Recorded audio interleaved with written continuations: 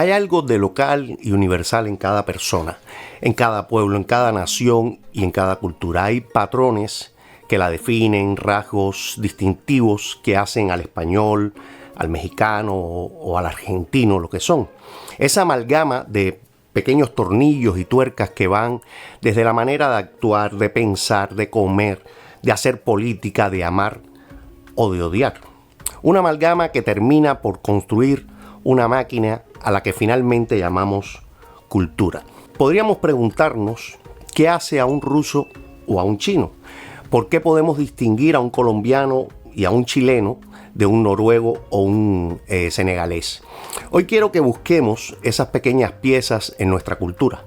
No creo y no pretendo que sea tan profundo como quisiera, porque es un tema complejo y en definitiva estoy casi seguro antes de comenzar que aunque fuera mi deseo llegar al meollo de la cuestión, quizás por tiempo o por ignorancia apenas pueda rozar o introducir el tema.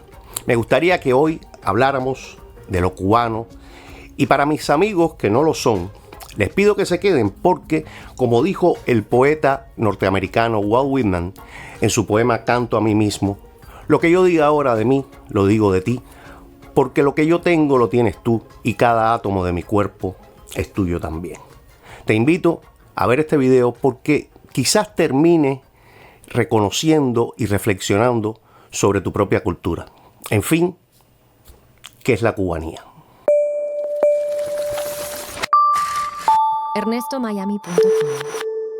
Cuando hablamos de Cuba, ¿de qué estamos hablando realmente? De geografía, de política, de antropología, de historia, o seguramente estamos hablando de todo eso a la vez.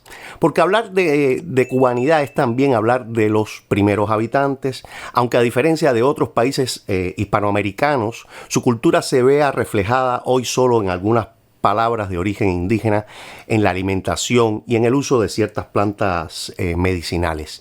Es asombroso, incluso, que a la cultura cubana sobrevivieron rasgos de la Cuba precolombina, ya que el contacto entre europeos y aquellos primeros habitantes de la isla diezmó aceleradamente la población antillana. Para entender la cubanía, al menos desde el punto de vista intelectual, se puede apelar a varios autores, pero ninguno tan aceptado como don Fernando Ortiz, uno de los más grandes pensadores cubanos, que sin embargo es un desconocido a nivel popular.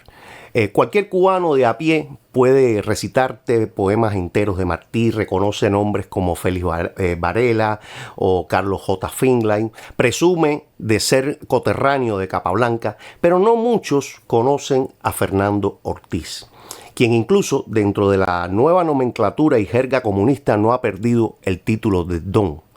Hasta en mi época de estudiante, cuando palabras como señor o señora eran un agravio burgués, aún así, mis profesores cuando hablaban de él, le llamaban de don Fernando Ortiz. Algo que en Cuba no es habitual. Este señor fue el gran investigador de los orígenes y formación de la cubanía. Como dije al comienzo, es un tema serio con mayúsculas. El tema de desentrañar la formación cultural de un pueblo. Así que solo te invito a una introducción, a dar un bosquejo por los entresijos de esta asignatura, por supuesto que quedará pendiente a los cubanos futuros. El gran primer hito, por supuesto, es la llegada de Cristóbal Colón a tierras cubanas. Al llegar no se encontró un pueblo, sino tres pueblos aborígenes que compartían la isla, cada uno con su lengua, sus costumbres y en diferentes estadías de desarrollo. Hacia lo que hoy llamamos Pinar del Río, o sea, al oeste, estaban los Juanajatabeyes. La mayoría del centro de la isla estaban ocupada por los taínos y en la zona más oriental, hacia el este, los siboneyes. Es decir, que Cuba, antes de lo que comenzará a ser y formar su gran mezcla, su gran ajiaco, ya era un territorio geográfico conformado por tres culturas y tres lenguas diferentes.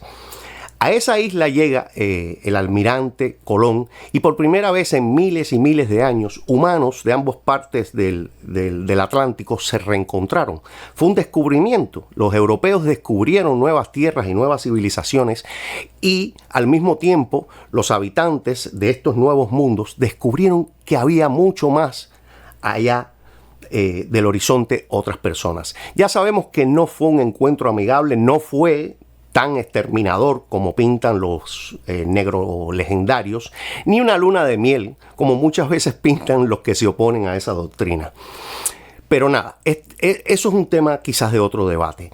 La cosa es que de aquel encuentro entre europeos y aborígenes aún persisten palabras como cacique, ají, anón, bejuco, guanábana, guayaba, tabaco, cubanacán, yuca, viajaiba, barbacoa, casabe, jején, hamaca, manigua, jíbaro, etcétera, etcétera, etcétera. Podría estar un buen rato diciendo palabras de origen taíno que son de uso común y diario en nuestra isla y que con el tiempo muchas de ellas incluso traspasaron la frontera de las Antillas. Además de tantos poblados y zonas que mantienen nombres aborígenes como Hawái, Cabaiguán, Güines, Guantánamo e incluso el mismo nombre de Cuba.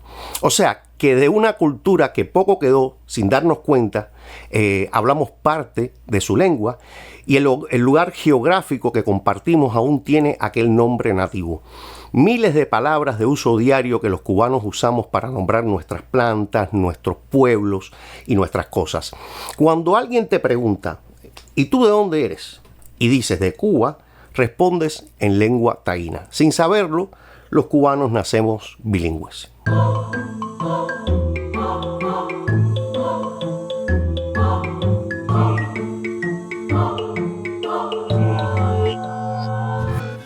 Gracias por tu compañía.